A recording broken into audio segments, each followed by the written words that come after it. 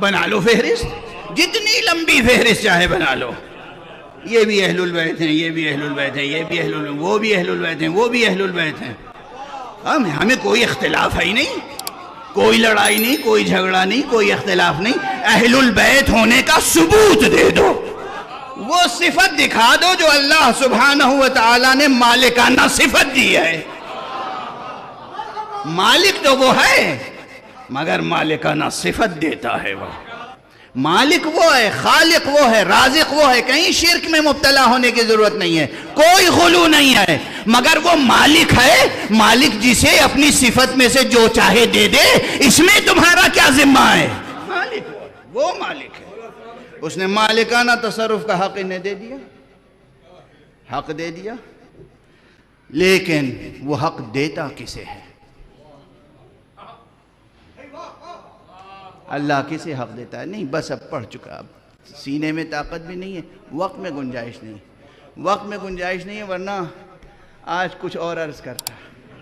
ابھی بہت مطالب ہیں آیت تطہیر میں، بہت معانی کی جہتیں اس اصولی بنیاد پر جو اس فقیر نے عرض کیا اور قائم کیا ہے۔ رزق پر ٹھہر کے بحث کر لیجئے، ارادے پہ ٹھہر کے بحث کر لیجئے۔ اہل البیت پوری ترکیب پہ میں نے بحث شروع کر دی، پہلے اہل پہ بحث کر لیجئے، پھر بیت پہ بحث کیجئے، پھر اہل البیت پہ بحث کیجئے۔ اگر اہل پہ بحث کرنا ہو تو بھی سن لیجئے اہل کے کتنے معنی ہیں، اور صرف نبی کا گھر والا ہونا اہلیت نہیں ثابت کرتا۔ خود قرآن مجید میں ارے سببی رشتوں کا کیا مقام ہے، نسبی رشتوں کے بارے میں بھی کہہ رہا ہوں۔ نبی کا بیٹا ہونا بھی کام نہیں آتا جب تک کہ اہلیت کی سند خدا نہ دے۔ نبی کا بیٹا ہونا کام نہیں آتا جب تک اہل ہونے کی سند خدا نہ دے۔ کوئی ضعیف روایت نہیں، قرآن شاہد ہے۔ نوح کہہ رہے پروردگار میرا بیٹا، قرآن کہہ رہا ہے انہو لیس من اہلک، یہ تمہارے اہل میں سے نہیں آئے، یہ تمہارے اہل میں سے نہیں آئے۔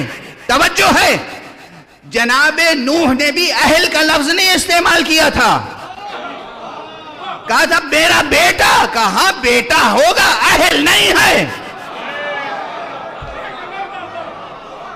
جہاں پروردگار اس طرح خطاب کرے حقائق کو ممتاز کرنے کے لیے، وہاں آپ ذرا اس شان رسالت کو دیکھیے کہ جب مباہلے میں نکلے ہیں، مباہلے سے نکلنے سے پہلے پنجتن کو جمع کیا، اپنی ردا کا سایہ کیا اور کہا کہ ہاتھ اٹھا کر اللہم ہؤلاء اہلی، اللہم ہؤلاء اہل بیتی، پروردگار یہ میرے اہل ہیں، یہ میرے اہل بیت ہیں۔ اب اگر یہ اہل بیت نہ ہوتے تو پروردگار کہتا کہ نہیں یہ اہل بیت نہیں ہے۔ نہ صرف یہ کہ پروردگار نے یہ نہیں فرمایا کہ یہ اہل بیت نہیں ہے، آیت تطہیر نازل فرمائی انما یرید اللہ لیذہب عنکم الرجس اہل البیت ویطہرکم تطہیرا۔